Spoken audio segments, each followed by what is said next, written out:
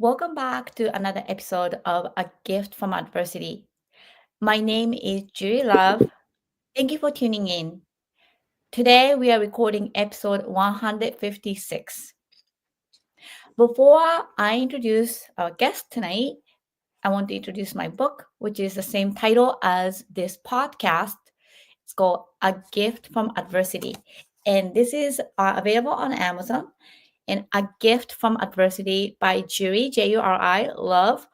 The subtitle is Overcoming Sexual Abuse, Domestic Violence, Bullying, and Homelessness. So, before I introduce my guest, the reason why I started this podcast is after I published this book about my life. I got a lot of messages from all over the world, people sharing about their adversity, but I wanted to also highlight how people came out to the other end of it using some tools that people can share. And I'm very grateful to have over 100 episodes, aiming for 200, and to have more stories that we can share and then help each other. So let's invite our guest. Hi, Thomas. So good to see you. Thank you so much for coming in. So good to see you. Thanks for having me. Absolutely. So Thomas came to our episode before, but I wanted to invite him back because we have some different stories this time to talk about. But before we get into it, can you tell our audience your name, where you're coming in from, and then what you do, and if you have a social media website that you want to promote? Absolutely. So my name is Thomas Edwards. I am based right now currently in Wilmington, North Carolina. I am the founder of the Professional Wingman. And what I essentially do is I help high achievers and high performers get out of their own way so they can live the life that they want with purpose, wealth, and impact. If you want to find me on social media, I'm on most social media as the Professional Wingman. Explain a little bit more about wingman. Is that like dating? Is it like more of a company? Like, what do you usually do? Yeah, so the Professional Wingman started off as a dating and relationship business, and so I would, like any true wingman, go out with you and give you real-time feedback of what prevented you from making romantic connections happen in person. And over time, I got really good at it, arguably one of the best in the world, and was able to be, help facilitate over 400 marriages and engagements. Currently, 0 divorces. But after my clients had reached that milestone, they had a question of wondering, well, how else can I use these skills? Where else can I use these skills and expand my life? Now that I have this big part of my life fulfilled, it can't be all there is. There must be more. And so over time, my business expanded to really help people in all areas of their lives. And it always comes down to the same thing that happened when they were struggling in relationships. There was a fear and there was a doubt about how they can be authentically themselves and still be able to attract the person in their lives. Well, the same thing comes up in every other area of our lives. What's the fear that you have to overcome to be in better health, to get the job that you want, to have a great relationship with your kids, to create a social life that you enjoy, to create a better connection with God? Whatever those things might be, my job is to help you figure out how to get out of your own way so you can live and be fully present in that experience as authentically as possible. Wonderful. And you had some amazing TV appearance. What happened? What was the show? Can you tell our audience? Yeah, so most recently I was on the Tamron Hall show, and I was on there before, and they had brought me back to talk about modern day masculinity. And even the word masculinity has gotten just a lot of attention. There's even some controversy around what that is supposed to look like. And so they invited me on to share my perspective and how men can basically embrace the shift that is I guess I would call it the shift more so than an evolution or development of masculinity today. And so it was a great time. I enjoyed myself there, and a lot of people got some insight off of what I shared. So it was good. It was amazing, and I loved what you're wearing, like a pink blazer. Yeah, that's everyone was talking about the blazer, and that's actually my favorite blazer. Like I'd never had a chance to wear it on TV. And so I showed up, and usually when you're on TV, they want you to make sure you're wearing like solid colors, nothing that's too crazy because it just won't present well on camera. So I showed up in my outfit, and I asked them, and I had a backup outfit that I brought just in case, and they said, "You look incredible. Like don't change anything." So I was very happy because I wanted to show the world my favorite my favorite jacket. Amazing. So, Thomas, let's dive into the adversity part of it. And it's very heartbreaking, but share it with us. What was your recent adversity that you faced?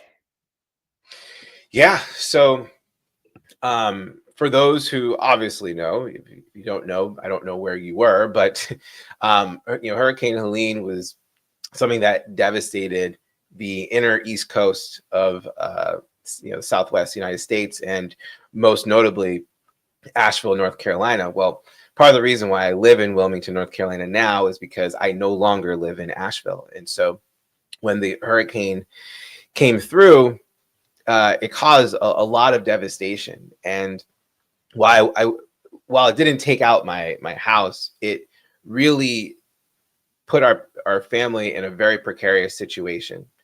And to be without power, which honestly, if you were to ask me if I could live without power or water or internet, before hurricane, I would have said, "Oh man, I really need power. I could probably do without water. I could probably do without internet." But then with power comes internet. No, not having water for an undisclosed period of time, like just not knowing what's going to come back when you have a 7-year-old daughter who had the flu in the middle of the hurricane. Water damage to our car, so the car wasn't drivable. Really create a very tough situation for us as a family. And I could tell you, just as someone who's been on the ground, there was very little initial support. Like, I wouldn't even say little, I would say none. There was no outside support. And we had to figure it out as a community how we were going to support each other so we can get through these days. And so being able to get together with my neighbors, ironically, neighbors who, I'd been there for over a year and didn't really get to know. I got to know them well over those next several days, just sharing resources, whatever we had. And, it really created a tough situation. And even if my car was working, it wasn't like we can go anywhere because there was trees and power lines down everywhere. It was a very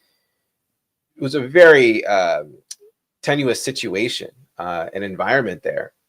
And, when you're put in that situation and you don't have the things that you just expect to have, like water and electricity, and, the fridge is off. So the expiration date for all your food has now accelerated to days, and you're trying to figure out how to make food. Thankfully, I had a grill and I knew how to use it, and I was able to make dinners for my family. But when you're in that situation, you don't know what's going to happen next or when things are going to be available to you. It makes you think a lot about what's most important.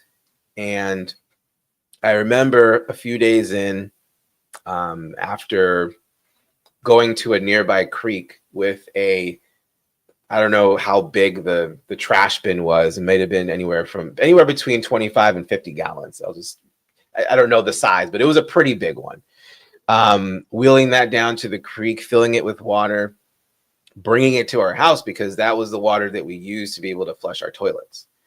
And then just being really conservative with water. We had a few water jugs that we were using to wash our dishes, and then we had to use whatever paper plates that we had left. I mean, the fortunate thing is we had resources available to get ourselves through a lot of the situation. But I go back to the idea of not knowing when this was going to end. And I remember a few days in, just sitting on the couch, and I closed my eyes and I was praying, and I was talking with God, and I asked him, I was like, God, what is here? Like, what is here for us? What am I supposed to do? What do you want me to do? What can I do to protect my family and not have them struggle in this situation? And it was a very resounding voice that I heard. And it said, you're not here to survive. You're here to thrive. So get yourself in position to thrive. And I heard it so clearly. And it was so clear. And I didn't really understand what it meant at the time. But then after a few minutes of sitting with it and journaling about it, and I would say, whenever you're going through a challenging moment or a challenging day or a challenging time, a period of time, journaling is maybe one of the best tools that you can use, because it's literally you and you alone being able to express and write out your thoughts, your feelings, your behaviors, the behaviors that you've done, the behaviors that you want to do, but you know that you shouldn't, right? Really, the things that you want to say, but you know you shouldn't say. It's a place where you can get that all out. And then once that is all out, there's enough clarity for you to then know what's to learn from this experience, and then what you can do to take action moving forward. So after journaling, I realized my action was clear. Like, I needed to find a situation that could not allow my family to live in the struggle without any real support. I mean, the community was amazing, so I'm not knocking the community. If it wasn't for the community, I think the situation would be a lot worse because of how virtually no support from the outside came in. No state support, no federal support, nothing. I mean, we didn't even see a helicopter, I think, until day 3. And I'm not even sure if it was a federal helicopter or if it was a private helicopter, because I know a lot of private helicopters were trying to come into Asheville, and some of them were being blocked. I know a lot of people were trying to truck things through to Asheville and were being blocked. And so, so knowing that this was going on and just losing trust in the public service, it just made me realize how much I needed to depend on myself to lead my family to a greater situation. And it was about a week later, and I had a couple friends, one who actually lives in Wilmington. She reached out and said, hey, I know your car is messed up. You can't get out of there. I'm willing to come and get you. Now, Wilmington is 6 to 7 hours away from Asheville. And so it was a big offer, because I didn't request it. But it was a big offer that she had made. And, sitting with my wife, having a difficult conversation of are we abandoning people? Are we leaving what we have behind? Because we just thought that Asheville was going to be our place, that we were going to plant roots and buy land and have a house and raise our daughter, and all of that just got literally washed away within a couple days. And so I just made the decision. I was like, we're going to do this. We're going to do this. We're going to leave, and we're going to recoup, and we're going to be in a situation where we can have running water, where we can have food that's available to us, so that way our nervous systems can calm down to a level of not just sheer survival, but just a level of stability, so we can figure out what we want to do moving forward. And that was a really tough decision to make, because, like I said, the community was so good. It almost can make you feel like you can make it through those situations. And when I was rationalizing, maybe I can do this, right? I'm getting good on the grill, the charcoal grill, making food, I'm able to get a ride to the grocery store where there's still no power, and someone's escorting you with a flashlight down the aisles to make sure that you're getting the food that you need, and calculating what you need to pay with a calculator. And then you're going over and you're charging your phone at a neighbor's house because they have a generator. You start to kind of because of the resourcefulness of us as human beings, you start to figure out and come up with solutions. And I'm a problem solver. So when I'm able to come up with solutions and they actually work, I get excited about it. So there was a part of me that was thinking, maybe we can do this. Maybe we can last, weeks, and as soon as that thought came through my mind, I was like, that's ridiculous. I don't want to go weeks without running water. This isn't about me. This is about the livelihood of my wife and my daughter. So what is this really? And then it went back to that idea, like, you're not here to survive. And what I've learned about that is we as humans, it's in our DNA to survive. We don't need to prove or show anyone, let alone the world, that we can survive. Like, we can do that. That's why we're apex predators, so to speak, right? It's why we're the apex species, because we know how to survive. But I noticed that there's somewhat of a comfort in going through the pattern of some type of great adversity and then like the survival of it. And I noticed that people were just kind of like wanting to get things back to normal so they can move on with their lives. But the truth is, 5 minutes away from where we lived, there was a town that doesn't exist anymore because it was completely washed away. How do they get whatever they're supposed to get back so they can get back to living the life that they can't do that? So I thought that there was a little bit of just, I don't know, numbness to the fact that like these things happen and we try to go back to where we were and not try to expand or change or just level up beyond that. And it just didn't sit well with me. That wasn't the environment that I want to, not only for me to be in, but I don't want my daughter to be in that.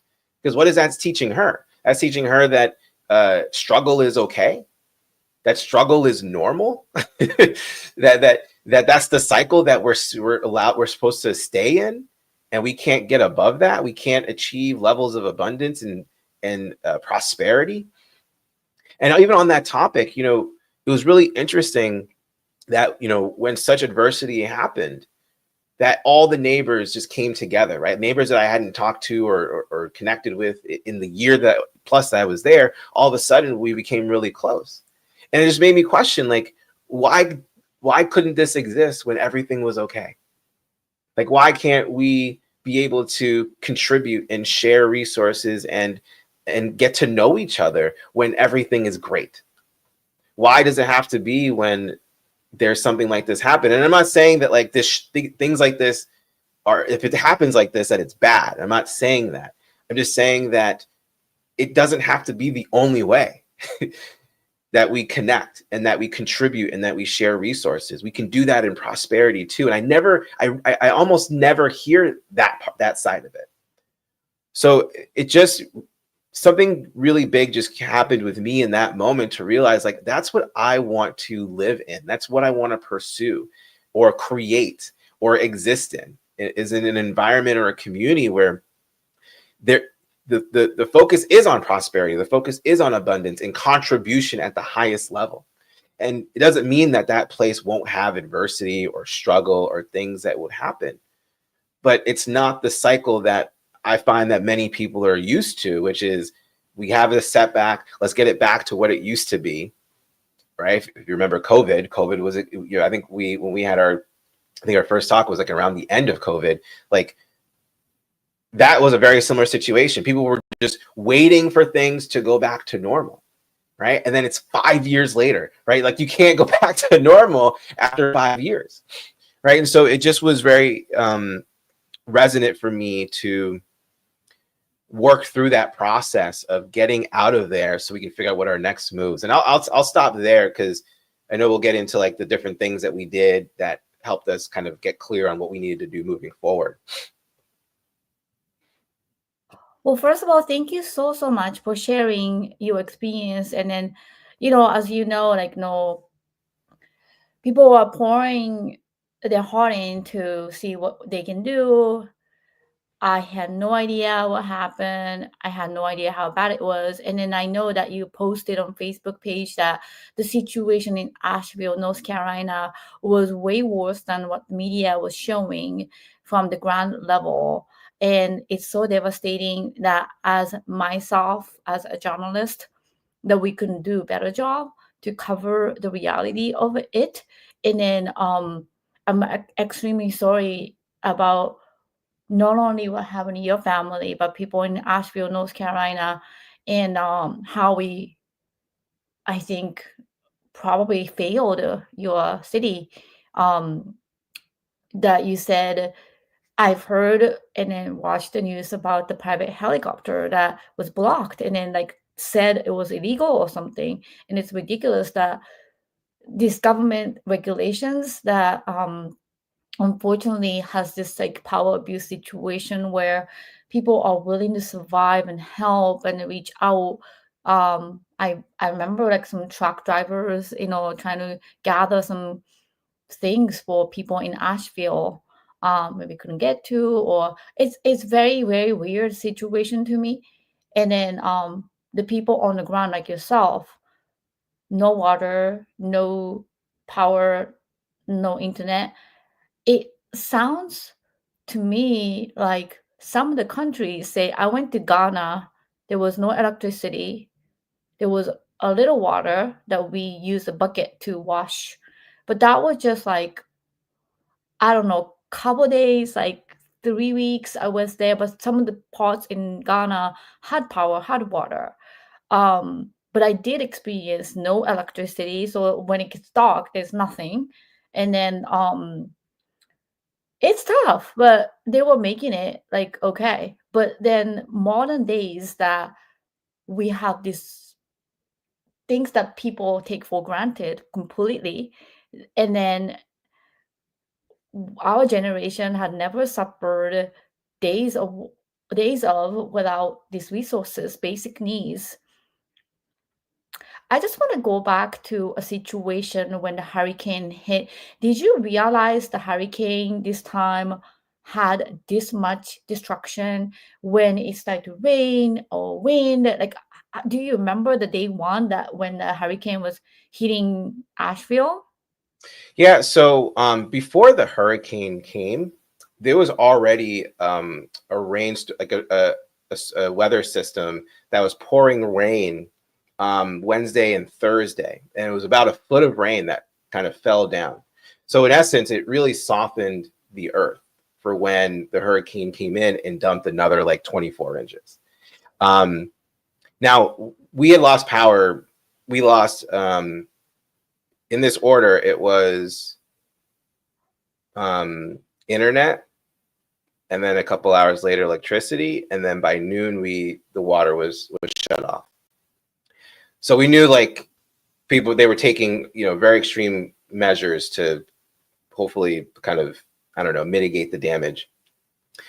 And then outside of our home, we saw like in the backyard, there was a small stream that was forming in our backyard, and it wasn't like crazy wind, it was just raining. So yeah, so like that part was kind of crazy to see like a stream form and go across our entire backyard.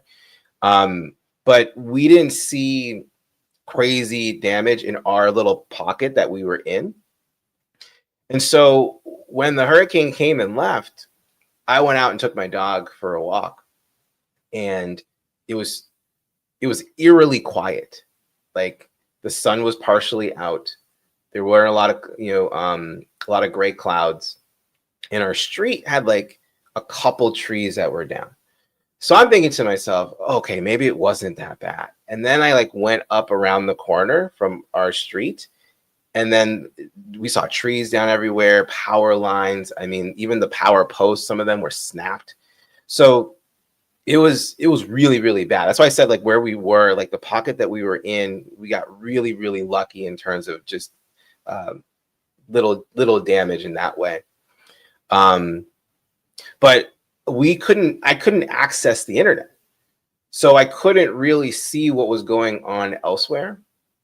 And then, and obviously like, and it's because the cell towers were taken down by the hurricane. So we couldn't get access really much to anything. But then I found out that like most people go to bed around like 9:30, 10 o'clock.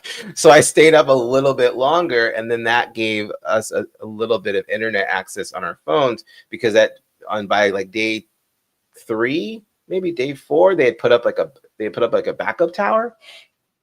And that was when I was starting to see some of the reels of what was going on in different parts of Asheville.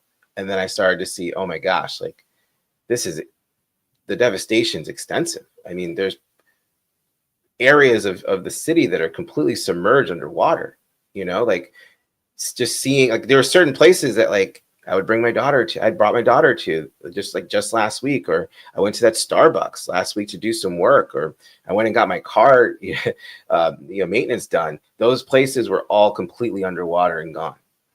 And so that's when I realized that, like, this is so much worse than even what I'm able to see just even walking around my neighborhood. And that was literally the only coverage that I was able to see, because I didn't see any coverage elsewhere. And I didn't really get a chance to see what media was, like traditional media was doing or saying about what was going on either. So everything was based on accounts from what I saw on Facebook. And then just being able to reach my friends whenever I could, which was so just like few and far in between. I mean, just to put it in perspective, like, and I didn't realize this until I got to Wilmington and started to call certain people, because I got a notification once I was outside of that area of like dozens of voicemails. And I was like, this is weird. Like, well, how am I getting dozens of voicemails now? Well, it's because I didn't have any service. And it was because people were calling me, and it was going straight to voicemail. So they're seeing the reels and the stuff that I'm seeing, which is showing mass devastation. And now they're calling me, and it's going straight to voicemail. And a lot of people were freaked out. So when I called them back, I mean, a lot of them were just like, we just thought the worst. It went straight to voicemail. I didn't know if like your phone had died or you had died. And yeah, there were some people just crying out of relief that they were able to hear my voice. And so going back to your question, like there just wasn't, we couldn't really see it there in real time. I mean, we knew that there was extensive rain, but we didn't know how damaging the wind, and then the amount of rain plus the wind plus being in the mountains and all that dirt coming down like it's a funnel down into the city. Like none of those things really crossed my mind at the time. And then when I was able to see it, I was like, wow, like yeah, it was a storm of biblical proportions. Do you remember what day it was? It was late September. So maybe 26th, 27th, 28th. Maybe So that weekend. Last year, September 2024. Yeah. Mm-hmm. So probably 6 months in, how is Asheville? Do you have any idea if everything's stored back to normal, or it's too far away from back to normal? I mean, from people that I know, like I also have friends there, and I check in with them, and it's mixed. Everyone's trying their best to restore things, and they're making do. And then there's others who said like it's going to take a decade for things to really be where it once was. I mean, there's a lot of people who I imagine, right? I'm not assuming here, but I imagine there's a lot of people whoever owned a home or owned land was not prepared to lose their land in that way. Like there was a very small percentage of people, if any, who had flood insurance. Like, because why would you get flood insurance in the mountains? And so there's a lot of people who had their equity in their homes and now have to fight with insurance and figuring out how to get some of that money to do what, and so it's a tricky situation for a lot of people who have lived there and have lost their homes, lost people because people died. And yeah, it's completely altered a lot of people's way of living. Did you know somebody who passed unfortunately, who died from this hurricane?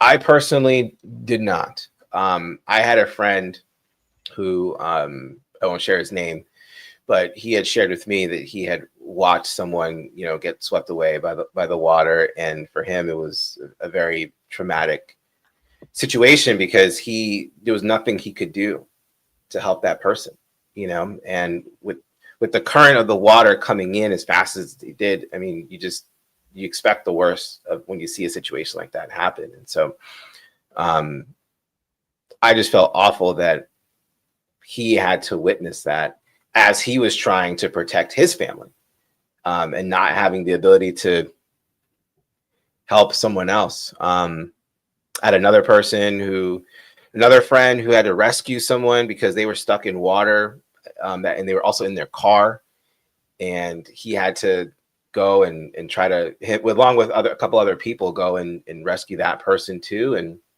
that was really tricky because water is unforgiving. It just is. And you don't want to mess with it in a trivial manner because you will be respected. And so when something like that's going on and you have these flash floods, it's just a really dangerous situation, but I'm grateful that he was able to go and rescue that person and get them to safety, so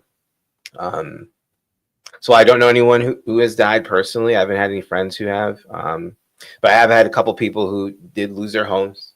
A couple friends of mine who did lose their homes and had to, or they lost their belongings because their house got flooded and everything got molded, or moldy.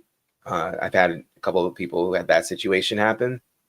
And so it's just tough, right? Like, what do you do?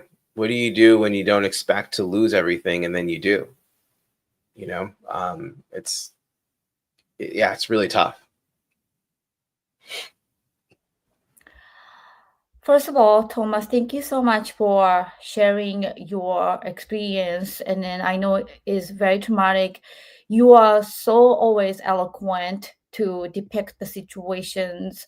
And, to be able to do so, you definitely have to be brave and then objective at the same time. You are the victim and you are the one who lost your life in Asheville. And you have to be a protector not only for your family but the people around you.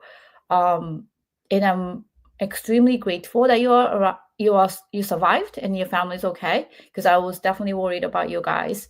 And then send messages and then, it's just like um natural disaster is something that is so devastating, and it is nothing that you can do much. I remember a long time ago, 2011, when I was departing Japan. That was like the last time I was in Japan. Like when I it was 2011. Like I was there like March 4th, and then the tsunami and then earthquake happened March 11th Mm. that year, 2011. And seeing the footages of devastation, it was like northern part of Japan, but my family, like, had a crack on the wall, like, probably the biggest earthquake, and then worried, like, all the, you know, public transportation got shut down, which really never happens in Japan. So it was a Hmm. really big one. And then hearing all these like stories, and then you just like, I just can't believe what happened. Crazily, one of my friends' grandpa or somebody that she knows of or something got missing and then swept by tsunami, but he was able to swim back and then climb on the mountain and be able to see like where he was and then come back and then just survive. Wow, that's I'm like, amazing.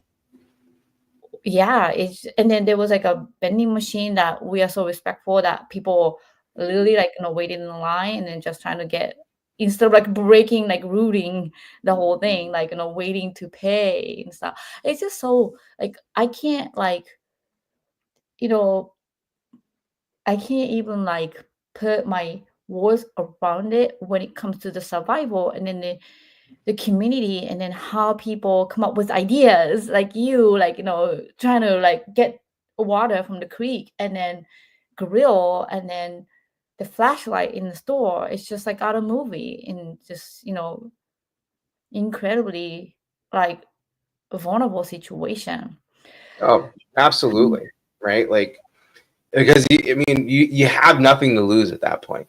And I think when people get to that point, you start to see their true nature come out, and don't get me wrong, there was a lot of violence. I mean, people, lines and lines waiting for gas, people fighting over gas, fighting over food and water. And I mean, this is what happens, even when we were waiting in line to go into the supermarket, right? Like, people were really testy. And this particular supermarket was not allowing people to purchase alcohol. And people were very upset about that, right? And it makes sense, for them not to do that. But you're right. Like, it can bring the best and it can bring the worst in people based on their perspective and what they're experiencing inside of that experience, But I will say, like, one of the things that was so impressionable about the situation was how the neighborhood showed up for each other. Like, I had never seen anything like that, having experienced, I hadn't experienced anything like that just in general. It was incredible. And it just showed the humanity's generosity and willingness to contribute to help a fellow person. Like, that for me was an unbelievable takeaway that I will never forget. Because if it wasn't for certain amounts of people, certain people, it would have been a much more challenging situation for me and my family to get through those days. So it was really amazing to see that, and then having us have opportunities to help other people. So when we decided to leave and we had someone who was coming to get us, we went around the neighborhood and gave away the resources that we had, so that way other people who were choosing to stay could prolong their stay or not have to feel like they needed to go get more groceries or anything like that. And so it really showed the importance of community contribution and doing what you can to help people get through, really, really terrible, like you said, traumatic situations that you couldn't have ever expected to happen in your lifetime. Well, again, I'm very sorry that happened and that you had to experience. But I'm very grateful that you had resources and you had a friend who was willing to come get you guys, and then, to the rescue, and then that you're here. Yeah. And, to that point, right? Like, I'm always, and I've said this to you, like, I always believe that you can choose to have things happen to you or they can happen for you, right? I'm one to choose that things happen for me. So when we were in Wilmington, and it took us a while to settle down. I mean, we only had a couple of suitcases, right? Like, and we were in a home that wasn't ours, but through just amazing grace that our friend allowed us to stay in while she went on vacation. And it just gave us space to kind of settle down. And it gave me time to continue to like pray and connect and ask, hey, like, what's next? What is here, And,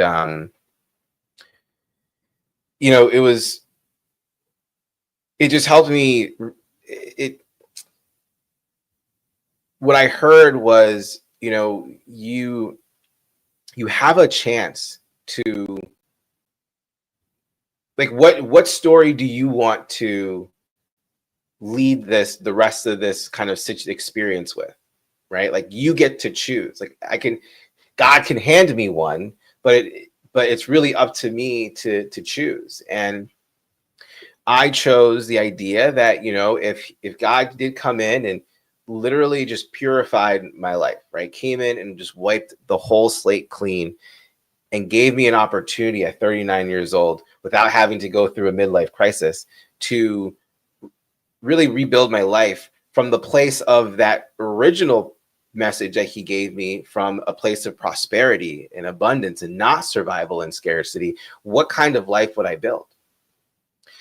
And I sat with that. I contemplated. I even wrote a few things down. And eventually, when my wife was more grounded and able to have those conversations, I brought it to her. And over time, her and I had those conversations together.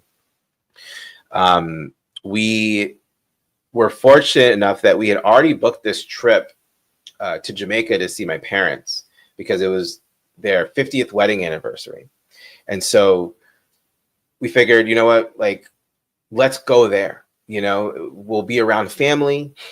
It'll give us a in our nervous system, it'll give us a sense of being protected. So we don't feel like we need to fend for ourselves the way that we had to the past 2 weeks, 3 weeks. And then we can figure things out down there. And we did, and it took time.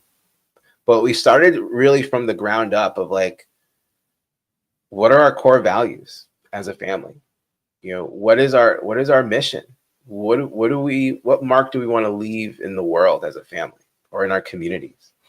You know, what are the standards in which we want to live by that we're not willing to negotiate?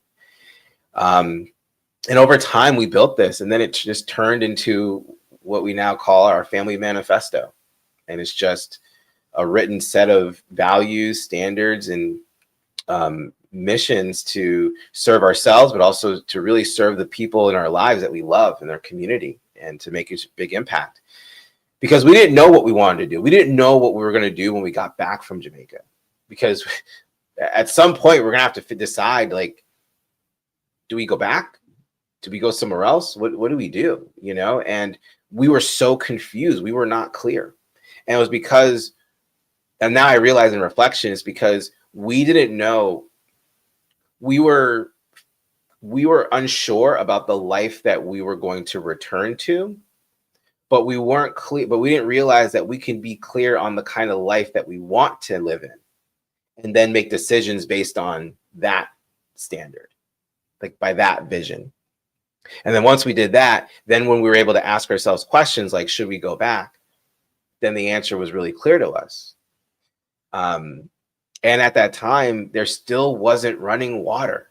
So like when we, and we're talking like 3 weeks at that point. I think it got to like four or 5 weeks. I forget.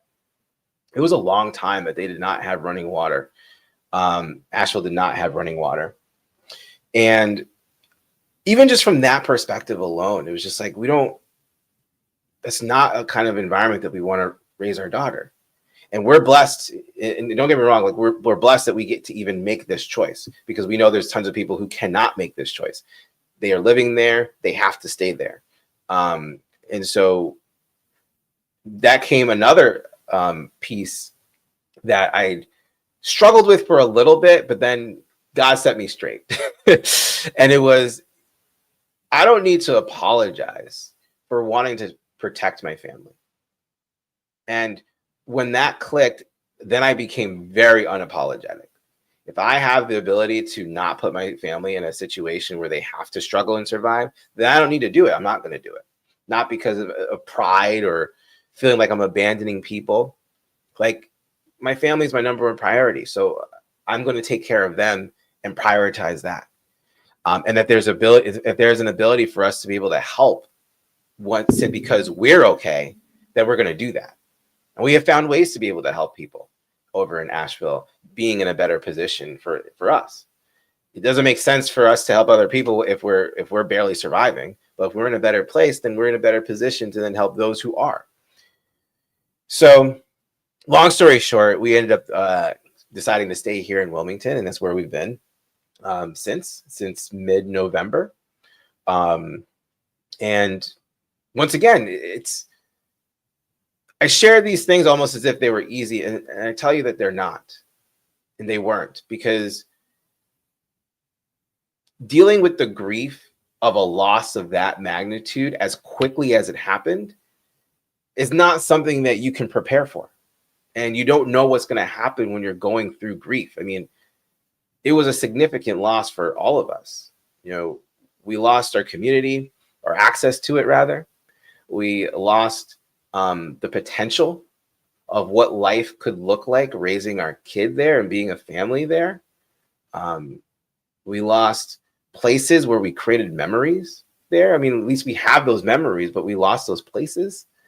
We lost the essence and the beautiful, picturesque nature of Asheville that we had appreciated for so much. And so it was tough. And I think the grieving process isn't completely done for all of us. It wasn't at all what we had planned. And in spite of all that, I feel really blessed to be where I am today, because it's just a great situation for us, considering how it started. But make no mistake, I mean, it's not something to. There's certain grief, certain things that happen in your life when you're experiencing grief that, yes, one can say that you need to get through it, and you can. There's certain things that you can get through, and you can leave it behind. And I think there's other things that you can't just get through. You have to learn to live with it. And this is pretty much up there as one of those things that we will have to live with. Because it wasn't at all part of what we expected to happen, And so, yeah, it's taught me so much. The whole experience has taught me so much about life and what's important and who we truly are as human beings and what our purpose is here. And it really shifted even how I show up and I coach my clients, and how I show up and communicate to the world. Like I will always speak to the best in people because they deserve that. And whether or not they're capable of seeing it at the time is irrelevant. It's so important that I live in my life in this reality where if I have an ability to speak to someone that can access another level of themselves, that can be a greater force in this world, that can contribute more in this world, then that's what I'm here to do. I even noticed that when in conversations with people, when I felt the energy of scarcity and survival, I got like my body reacted to it. Like I got sensitive to it, like almost like and not because I was judging that person, but it was just like having seen what I'd seen and experienced what I experienced, there was an intolerance to that way of being that I just can't go back. I physically don't feel able to go back to. And so, yeah, it changed so much about life for me and how I view people and everything that's going on in the world. Well, Thomas, thank you very much. So just to recap, we are recording episode 156 of A Gift from Adversity. Thomas Edwards generously coming to help us understand the magnitude of the hurricane that happened in Asheville, North Carolina. So thank you again. And I want to move on to the second question, which is the tools that you use to overcome, which you stated a lot of it. But what I'm curious about, Thomas, is that maybe some of the best tools that you had applied and worked to overcome this challenge that you had to face. Yeah. So, I talked about journaling before, and, when you're journaling stream of consciousness, I think that's very effective. I have a particular way of journaling that combines a lot of different other people's types of journaling. One thing that stands out, if any of you are familiar, Byron Katie's, I think it's like the 4 walls, where if there's a story that you have in your mind that's altering altering how you're viewing life, and is causing you to feel certain things or behave in certain ways that you don't want to feel or do because it's not productive or gets you closer to your goal, then you can use a technique like the 4 walls to challenge that story. So what I was doing inside of my journal techniques, I actually turned it into my own journal technique that I call the Power Up Journal. But the idea is you allow yourself to look at the story that is coming up in your mind based on that triggered event that took place. And you express your feelings, what's going on in your mind, what's going on in your body, in your emotions. You express it, you write them down. And it could be a bunch of curse words, or it could just be lots of judgment. Whatever it is, you just let it out. You don't hold it because it's not useful for you to hold it. So just let it out. Let it be real. Let it be raw. Let it be authentic. Let it be you. And now that it's out of the way, then we go back to that story and you ask, like, is it really true? Is that story really true? What would it be like if that story wasn't true? If that story wasn't true, what else could be true? And you just kind of look around and you kind of, if that story is something that you don't want, then you want to find evidence to prove that story isn't true. So if that story isn't true, what's the evidence that makes it not true? Because it weakens the power of that story. And if it gets weak enough, then we can toss it out. But the most important thing after tossing it out is you have to have a story back in its place. Because if you have a story that's, let's say it's a story that you've carried with you for years, maybe your whole life, just tossing out that story is not going to do you any good, because the sheer gravitational force of that story being in your life for so long is going to come back in its open space. So we have to create some friction by replacing it with a story that actually can serve you. So whatever that story is, what is that story? What's some evidence that shows that that story, that new story, is true? Give that story some power. Give the story some legs, as if you're building a table. Because then when that old belief comes back, it has, that new belief has some tools, has some power that it can fight that old belief with. And that whole experience, I really call it a conversation between your ego and your soul, because your ego is seeing things in a very different way than your soul does. And you're allowing this conversation to happen, and hopefully your soul is able to let your ego see the bigger picture here. And in that experience, there is a lesson. And so just uncovering that lesson and then learning how you can apply it to different areas of your life, that experience for me has led me through so much of my life. And it's helped me level up so many areas of my life where I can experience what happened with Hurricane Helene and apply it to my business or apply it to my health. You know, just for an example, I just this morning ended a 3-day fast, and I shared about it on Facebook, and it was a very deeply spiritual experience for me. It beyond just like the mental clarity and, you know, the physical cleansing as per benefits. But even that alone, right? Like, once you understand what you're capable of as a human being, you start to find other ways to push yourself, to challenge beliefs that you thought were real and all of a sudden are no longer real, right? Like, I just surrendered food for 3 days. That's what it looked like. But I realized over time that there was so much more that I needed to let go beyond just the food. And yeah, it put my body and it put my mind in a state of survival, but it was really for the purpose of connecting with my higher power to access things and messages that can take me to another level. And I feel like it did. Those type of things, I don't think I would feel capable of doing if I wasn't able to process this experience that I went through in a way that could serve me and also serve others.